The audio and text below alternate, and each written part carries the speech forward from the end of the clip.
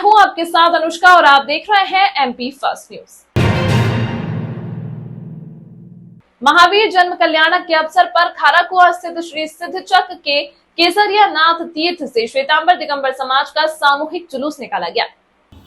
जुलूस में चांदी की वेदी जी में प्रभु को विराजमान कर समाजजन अपने कांधे पर उठाकर निकले। वहीं प्रभु के एक रथ को इंद्र के रूप में समाज के युवाओं ने खींचा। जुलूस में जैन आचार्य साधु साध्वी के साथ ही बड़ी संख्या में समाजजन शामिल हुए। महावीर जन्म कल्याणक के अवसर पर रविवार सुबह खाराकुआ स्थित श्री सिद्धचक्र के केसरिया नाथ तीर्थ से श्वेतांबर दिगंबर समाज का सामूहिक जुलूस निकला।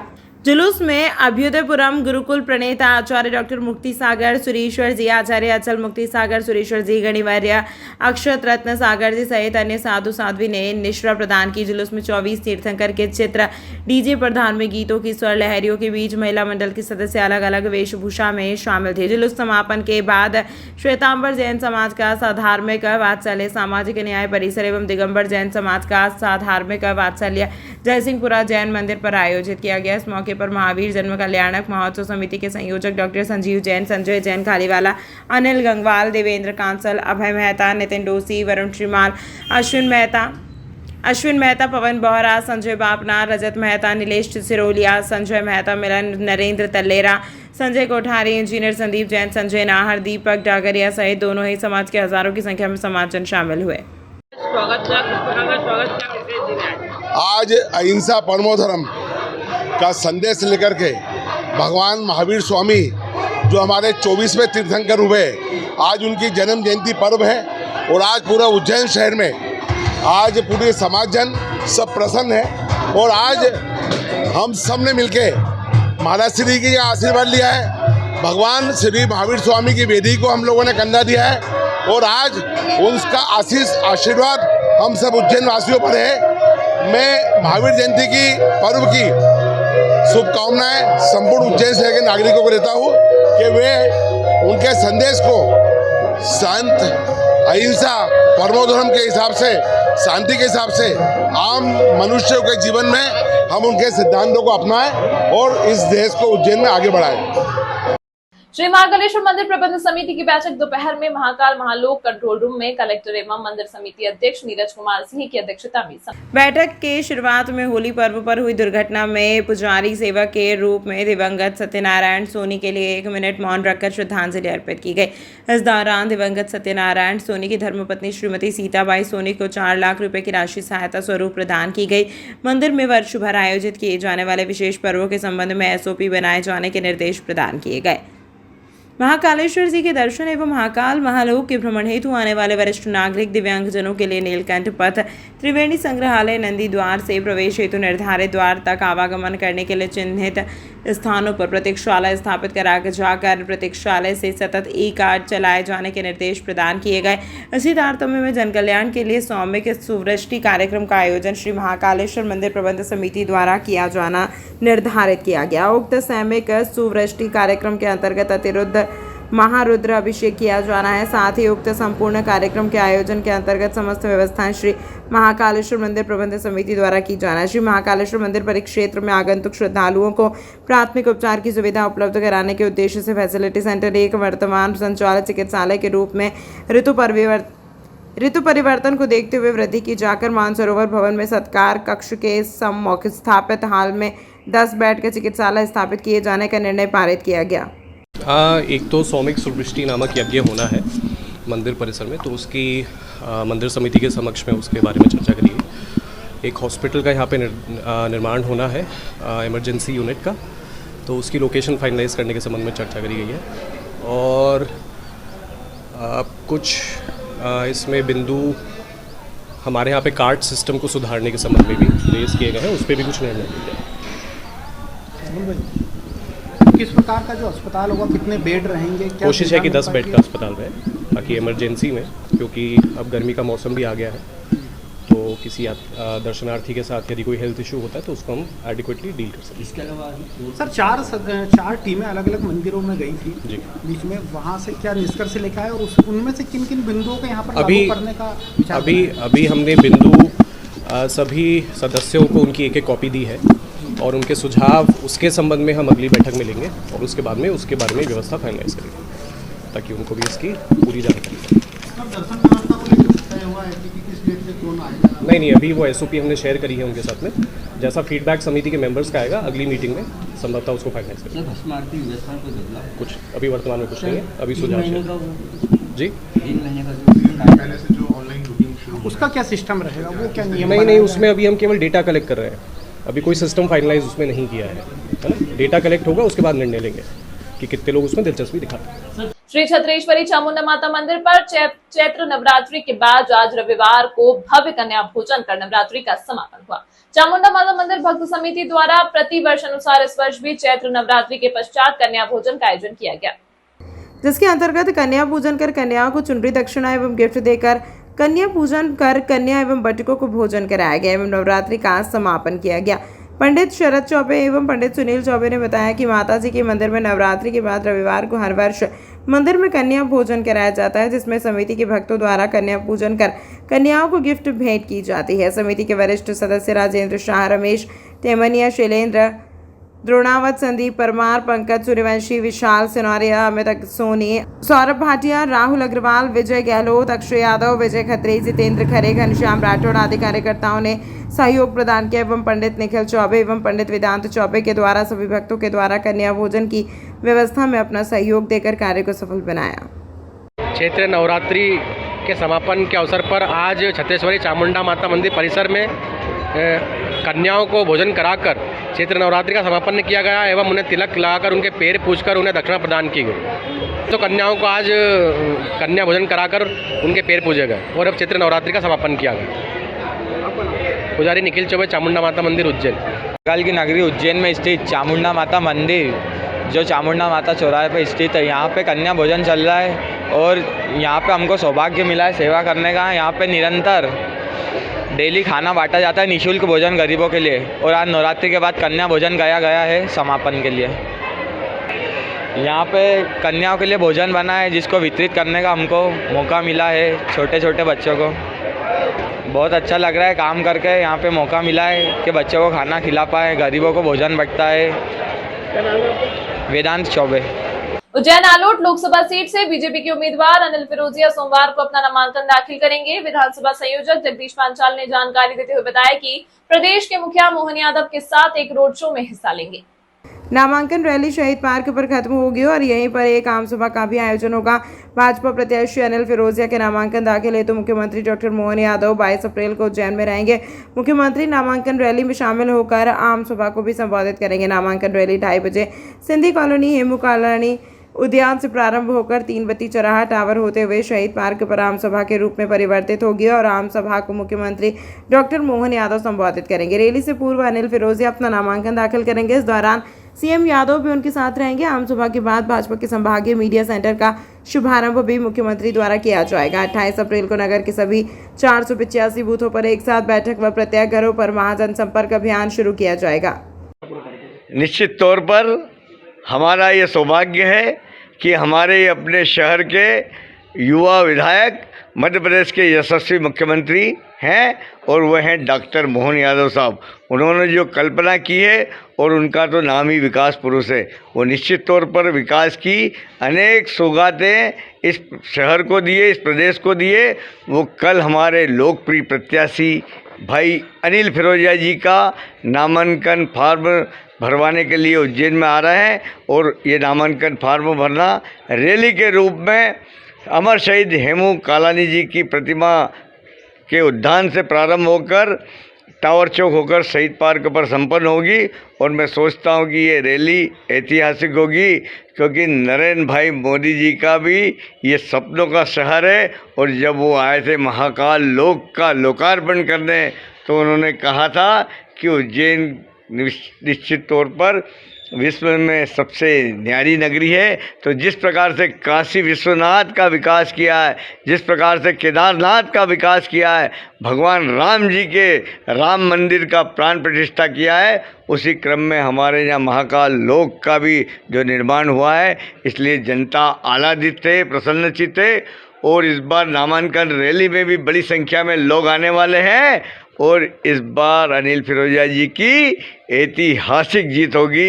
ये संदेश हम सबको जनता जनार्दन लगातार दे रही है। हम धन्यवाद ज्ञापित करते हैं जनता जनार्दन का। और निश्चित तौर पर आज एक बार फिर मैं ये कहना चाहता हूँ कि ये देश भगवान राम का देश है और भगवान राम जी के प्राण प्रतिष्ठा के निमंत्रण को अस्वीकार करने वाली कांग्रेस को ये देश कभी स्वीकार नहीं किया करेगा।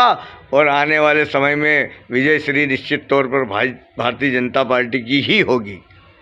विश्व प्रसिद्ध श्री महाकालेश्वर मंदिर में श्रद्धालु की सुविधा के लिए दानदाता एसबीआई बैंक के माध्यम से 2 स्थानों पर करीब 1 करोड़ रुपए कीमत की 12 बाय 25 फीट साइज की उच्च क्वालिटी की एलईडी लगाई है।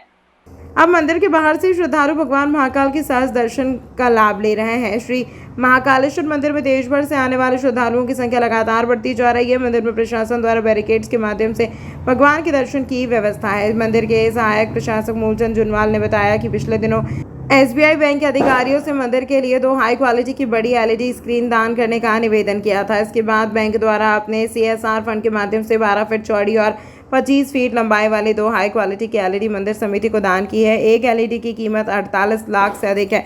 दोनों की कीमत करीब 1 करोड़ रुपए बताई गई है। मंदिर प्रशासन ने एक एलईडी मंदिर के 1 नंबर गेट पर लगाई है, वहीं दूसरी एलईडी महाकाल महालोक के त्रिनेत्र क्षेत्र में लगाई है। अब दोनों स्क्रीन के माध्यम से हजारों श्रद्धालु भगवान महाकाल के दर्शन का लाभ ले रहे हैं। खास बात यह है कि एलईडी की क्वालिटी हाई होने से बड़ी दूर से गर्भगृह में विराजित भगवान के दर्शन स्पष्ट हो रहे हैं। महाकाल यात्रियों को दर्शन के लिए अभी भारतीय स्टेट बैंक द्वारा 2 बड़ी एलईडी लगाई गई है, जिसकी साइज 25 फीट चौड़ी और 12.5 इंच फीट लंबी है और उस पर काफ़ी यात्री दर्शन कर रहे हैं। और उसका उद्देश्य है कि ज़्यादा से ज़्यादा यात्रियों को बाबा महाकाल के दर्शन हो सके। अभी 2 एलईडी लगी है, 1 नंबर गेट पे है और 1 त्रिनेत्र पर। और भी लगने वाली है। इसके पूर्व भारतीय स्टेट बैंक द्वारा 2 एलईडी पूर्व में भी लगाई गई है, और जो शंख द्वार पे और मुख्य द्वार पे। कितनी कीमत की एलईडी है? ये लगभग 47 लाख की एक एलईडी है। देश के 59% जिलों में नवजात मृत्यु दर राष्ट्रीय औसत से ज्यादा है। कई राज्यों में मृत्यु का यह आंकड़ा काफी अधिक है। मध्य प्रदेश में नवजात मृत्यु दर देश में सबसे अधिक है। मध्य प्रदेश में नवजात मृत्यु दर देश में सबसे अधिक है। इस भयावह समस्या के निदान के लिए आरडी गार्डी मेडिकल कॉलेज ने नेल्सन हॉस्पिटल नागपुर एवं आईएपी उज्जैन ब्रांच के सहयोग से फर्स्ट ब्रेथ नवजात शिशु सम्मेलन का आयोजन किया। इस आयोजन में अंतर्राष्ट्रीय ख्याति प्राप्त शिशु रोग विशेषज्ञ डॉक्टर सतीश देव पुजारी नागपुर न्यूरोरेस्प एवं न्यूपेप जैसी आधुनिक मेक इन इंडिया मशीन के प्रोटोटाइप के बारे में जानकारी साझा की। मध्य प्रदेश में शिशु की मृत्यु दर को कम करने के लिए उज्जैन के आरडी गार्डी मेडिकल कॉलेज में फर्स्ट ब्रेथ नवजात शिशु सम्मेलन का आयोजन किया गया। संगोष्ठी में नेशनल नेओनेटोलॉजी फोरम की अध्यक्ष doctor Sushma Nangia, Jefferson university USA के डॉक्टर जुबैर अघाई, आईआईटी मुंबई के डॉक्टर रमेश सिंह, आईजीजीएमसी नागपुर के डॉक्टर सतीश देव पुजारी, मार्विक सॉल्यूशंस नई दिल्ली के डॉक्टर आर कुमार एवं हैदराबाद से डॉक्टर सकामुरी एवं आईआईटी इंदौर के डॉक्टर अनंत पारेश शामिल हुए। राष्ट्रीय एवं अंतर्राष्ट्रीय प्रतिष्ठित संस्थान के आरडी गार्डी मेडिकल कॉलेज के साथ सहभागिता के द्वारा नवजात पुनर्जीवन तकनीक एवं इससे संबंधित चुनौतियों के बारे में चर्चा की गई। इस कॉन्फ्रेंस का केंद्र बिंदु नागपुर में निर्मित न्यूरोरेस्प एवं न्यूपेप के प्रोटोटाइप का लोकार्पण एवं सेंटर ऑफ एक्सीलेंस एवं neonatology department of paediatrics RD Gardi medical college का उद्घाटन करना है, जो भविष्य में नवजात मृत्यु दर को कम करने के लिए अग्रसरित होगा। इस टेक्नोलॉजी ट्रांसफर से मुख्य भागीदार IIT Mumbai, IIT Indore, Optomatics Ahmedabad, Marvik simulation solutions एवं इंडिवाइटल डिवाइसेस है। उज्जैन अब विश्व स्तर पर सबसे उन्नत नवजात सिमुलेटर का अनावरण करने एवं नवजात पुनर्जीवन में एक अद्वितीय पहल का साक्ष्य बनाने के लिए तैयार है। ऐसी प्रकार की विदेशी मशीन लगभग 20 से 50 लाख तक महंगी होती है। भारत में निर्मित इस मशीन को चलाना भी बहुत आसान है। इसकी कीमत भी बहुत कम है, जिससे इसका इस्तेमाल गाँव में भी आसानी से किया जा सकेगा एवं हमारे देश के नवजात की जान बचाई जा सकेगी। उज्जैन इन्हीं पूरे मध्य प्रदेश के लिए कि इसमें आज जो कॉन्फ्रेंस हो रही है, इसका नाम दिया है इन्होंने फर्स्ट ब्रेथ, मतलब पहली सांस। बेसिक बात यह है कि मध्य प्रदेश में जो जन्म के समय जो मृत्यु दर होती है पहले 28 दिनों में, वो देश में सबसे ज़्यादा है। मतलब 31 पर 1000 का रेट है। तो वो कैसे अपना मध्य प्रदेश में ये जो एक दाग लगा हुआ है, इसको कैसे ये करा जाए, मिटाया जाए, इसके लिए ये कॉन्फ्रेंस आयोजित की गई है, जिसमें प्रेसिडेंट नेशनल न्यूरोलॉजी फोरम भी आए हुए हैं, डॉक्टर देव पुजारी आए हुए हैं, अमेरिका से भी आए हुए हैं। सभी की जो मत होंगे ये सिचुएशन इम्प्रूव करने के लिए, वो पूरे प्रयत्न करे जा रहे हैं। उसमें महत्वपूर्ण बात यह है कि डॉक्टर देव पुजारी ने 2 ऐसे इक्विपमेंट तैयार किए हैं जो कि कल यहाँ से लॉन्च होने वाले हैं, जो कि कम से कम पैसों में उपलब्ध होंगे। जो आज उपलब्ध है वो बाहर से इंपोर्ट होके आते हैं, जिनकी कीमत 20 लाख, 25 लाख, 30 लाख और 2 करोड़ तक होती है। पर ये इक्विपमेंट जो बनाए गए हैं, इनमें बहुत ही सिंपल टेक्नोलॉजी यूज़ करी है, जिससे ये गांव-गांव में भी सरकार भी दे सकती है और लोग अपना भी खरीद सकते हैं। ये एक मतलब इम्पॉर्टेंट माइलस्टोन है, जो कि बच्चों की जन्मजात होने वाले न्यूबॉर्न में ये इसकी रोकथाम हो सके, मृत्यु की। आरडी उज्जैन को ये शुरुआत नहीं, ये तो कल से ये सेंटर का इनॉग्रेशन हो रहा है, और जो पहला मशीन्स का ट्रायल है वो यहाँ कल से चालू हो जाएगा। मैं डॉक्टर सुषमा नांगिया हूँ। मैं नियोनेटोलॉजी विभाग की प्राध्यापक एवं विभागाध्यक्ष हूँ Lady Hardinge Medical College Delhi में, और इस साल मैं नेशनल नियोनेटोलॉजी फोरम की प्रेसिडेंट हूँ। ये उज्जैन के आरडी गार्डी मेडिकल कॉलेज में आज एक बहुत अच्छा जो है कदम लिया गया है, जिसमें फर्स्ट ब्रेथ यानी पहली श्वास पे एक कॉन्फ्रेंस की जा रही है। हम सब जानते हैं कि पहली श्वास हम सब के लिए बहुत ज़रूरी है, तभी हम और आप आज सही तरीके से ज़िंदा हैं। तो जो बच्चे जो कि जन्म के समय सांस लेने में उनमें कुछ दिक्कत होती है, उसकी मदद करने के लिए क्या हमें टेक्नोलॉजी चाहिए और क्या हमें लोग चाहिए जो कि ट्रेंड हैं, ताकि उस बच्चे को पहली ब्रेथ यानी पहली श्वास देने में सक्षम हो। तो ये कार्यशाला आज उसी को समझाने पढ़ाने के लिए आयोजित की गई है। यहाँ काफ़ी सारे अच्छे हमारे लोग आए हैं जो इस बारे में विचार रखेंगे अपना, जिन्होंने खुद जो एक्सपर्ट हैं नवजात शिशु की देखभाल करने में। धन्यवाद। सतीश देव पुजारी हूँ, मैं प्रोफेसर हूँ नागपुर में, और ये रिसर्च मेरा इंटरेस्ट है इंजीनियरिंग में। कई डिवाइसेस हमने बनाए हैं अभी तक। कोविड टाइम में भी बहुत हमने इंडिया का पहला वेंटिलेटर बनाया था, और उस तरह का एक ये प्रोजेक्ट है जिसमें मध्य प्रदेश में नवजात शिशु की मृत्यु संख्या बहुत ज़्यादा है, मीन्स ऑलमोस्ट बांग्लादेश की इतनी है, और उसको हमको कम करना ये WHO का, यूनिसेफ का सबसे इम्पोर्टेंट चीज़ है। इसमें जो मशीन्स आती हैं वो बहुत महंगी होती है, 1.5-2 लाख की होती है कई बार, और इसीलिए हमने इस एरिया में काम करके इंडियन मशीन्स बनाई हैं जो बहुत ज़्यादा सस्ती है और बहुत छोटी है और बहुत सेफ़ है।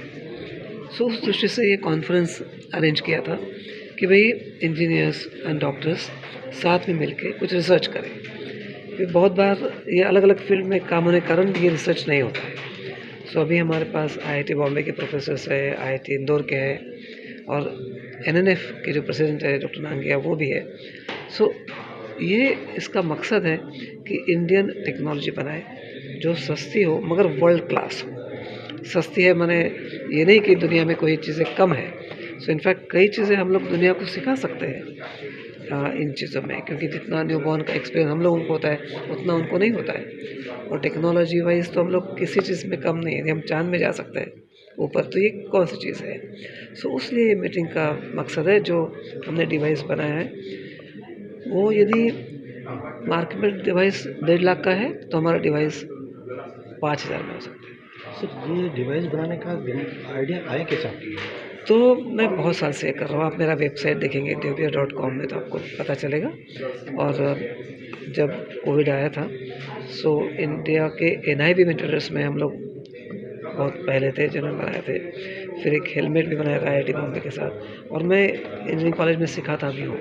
सो मेडिकल में प्रोफेसर हूँ, इंजीनियरिंग कॉलेज में मैं सिखाता हूँ। सो इसलिए मेरा इंटरेस्ट है, पहले से मेरा पैशन है। ये जो हमने मशीन्स बनाए हैं हम बेचने के लिए नहीं बनाए हैं। मेरे वेबसाइट पे मशीन्स पूरे डिस्प्ले होंगे, पूरे डिटेल्स होंगे, जिसको हम ओपन सोर्स बोलते हैं। सो किसी को भी दुनिया में ये मशीन बनाना है हम उनको हेल्प करेंगे विदाउट एनी कि ट्रांसफ़र ऑफ टेक्नोलॉजी फ़ी है वगैरह वगैरह, कुछ नहीं। और हम लोग जो काम कर रहे हैं कोई किसी ग्रांट नहीं लेते, कुछ नहीं करते, और अपने आप में बनाते हैं। But they are for our country, कि हमारे देश में ये चीज़ आत्मनिर्भर भारत और आत्मविश्वासी भारत बहुत ज़रूरी है। निर्भर क्या हम बना दिए, पर विश्वास जो है वही मेन चीज़ है। सो हमारा स्लोगन है आत्मनिर्भर भारत तो बनेंगे, पर आत्मविश्वासी भारत बनना बहुत ज़रूरी है। धन्यवाद। या तो गुड मॉर्निंग एवरीवन, एंड आज हम यहाँ का कॉन्फ्रेंस कर रहे हैं। ये न्यूबॉर्न रेसिस्टेशन, मतलब जो बच्चे पैदा होते हैं उस टाइम पे कुछ बच्चे सांस नहीं लेते और इन बच्चों को सांस देना पड़ता है। और सांस कैसा देना, ये पहला ब्रेथ जो है कैसा देना, इसमें बहुत सारे चीज़ रहते हैं। और ये फर्स्ट ब्रेथ जो देने का रहता है वो बहुत ही हल्का अच्छा देना पड़ता है। और इसमें ऑक्सीजन ज़्यादा नहीं देना है, कम भी नहीं देना है, और ये प्रेशर भी कम नहीं देना, ज़्यादा भी नहीं देना। और इसके लिए हमें कुछ गैजेट्स की ज़रूरत होती है। बैग एंड मास्क बोलते हैं, टीपीस बोलते हैं, फिर ऑक्सीजन बोलते हैं, और एयर बोलते हैं, ब्लेंडर बोलते हैं। इस तरह की अलग अलग चीज़ों की ज़रूरत होती है। और सबसे इम्पॉर्टेंट चीज़ और एक होता है कि जब बच्चा पैदा होता है उनका टेम्परेचर मेंटेनेंस भी देखना पड़ता है। जब बच्चा पेट के अंदर रहता है तो टेम्परेचर 37 पे रहता है, बट बच्चा पैदा होते ही रूम टेम्परेचर में आए तो वो ठंडा होने के चांस रहता है। और बहुत सारे बच्चे इमीडिएटली ठंडा होने की वजह से भी सांस अच्छा नहीं ले पाते। तो ये सब हम डिस्कस कर रहे हैं कि अभी तो साइंस अच्छा डेवलप हो गया कि इस तरह जब बच्चा पैदा नहीं होता उनको टेम्परेचर कैसा मेंटेन करना, उसको ब्रीथिंग कैसा देना, सांस कैसा देना, ये सारे तो साइंस अच्छा डेवलप हुआ। बट इनका इम्प्लीमेंटेशन जो है अभी भी तकलीफ़ है। आप देख रहे हैं कि मध्य प्रदेश में ही देखो तो सबसे ज़्यादा नवजात शिशु जो डेथ होता है मध्य प्रदेश और इस तरह का स्टेट में बहुत ज़्यादा है। और इसका कारण ये है कि हेल्थ केयर बढ़ना चाहिए। इसका कारण ये है कि बहुत सारे जगह पे इस तरह का आधुनिक इक्विपमेंट नहीं है, या लोगों को पता नहीं है कैसा यूज़ करना है। हमें ये देखना है कि हम इस इक्विपमेंट जो यूज़ करते हैं, ये फैसिलिटी यूज़ करते हैं, इसको सिंप्लीफाई कैसे करना, अपना देश के लिए कैसा ये बनाना है। और ये कॉन्फ्रेंस इसी पे ये चैलेंजेस को देके हम टारगेट कर रहे हैं कि अपना देश में, जैसे हम बोल रहे हैं कि आत्मनिर्भर भारत और आत्मविश्वास भारत कैसा बनाना है, अपना गैजेट्स कैसा बनाना, अपना लोगों को कैसा सिखाना, सिंप्लीफाई कैसा करना। जो भी मदर के साथ है या जो नर्स डिलीवरी अटेंड कर रही है, मिडवाइफ अटेंड कर रही है, इनको सिंपल जैसा ऐसा चीज़ बताना है कि बच्चे को सांस कैसा देना, वो जेंटिल तरीके से कैसा देना, और ऑक्सीजन हल्का सा ऑक्सीजन कैसा देना, ये हम आज यहाँ डिस्कस कर रहे हैं। हो सकता है कि हम इसके साथ हम कुछ गैजेट्स को भी बताएंगे और फ्यूचर में ऐसा गैजेट्स या इक्विपमेंट और ऐसा फैसिलिटी लेके आएंगे ताकि हर डिलीवरी के टाइम पे हर बच्चे को फर्स्ट ब्रेथ जो है बहुत अच्छी तरीके से मिल सकते हैं। सर आपका पूरा नाम बताइए। मैं हूँ डॉक्टर श्रीनिवास मुर्गी, मैं न्यूबॉर्न स्पेशलिस्ट हूँ, नवजात शिशु का स्पेशलिस्ट हूँ। मैं हैदराबाद में काम करता हूँ। और ये कॉन्फ्रेंस जो है यहाँ नेशनल नियोनेटोलॉजी फोरम के साथ चल रहा है, और यहाँ इधर गार्डी हॉस्पिटल में चल रहा है, और बहुत सारे doctor all over the country से आए, कुछ यूएस से भी आए, डॉक्टर जुबैर जो है यूएस से आए, और बहुत सारे IIT बॉम्बे से भी आए, ताकि हम ये गैजेट्स जो है ये अपना गैजेट सिंप्लीफाई कैसे बनाए ये देख रहे हैं। Thank you. तमाम महत्वपूर्ण खबरों के लिए देखते रहिए MP फर्स्ट न्यूज़।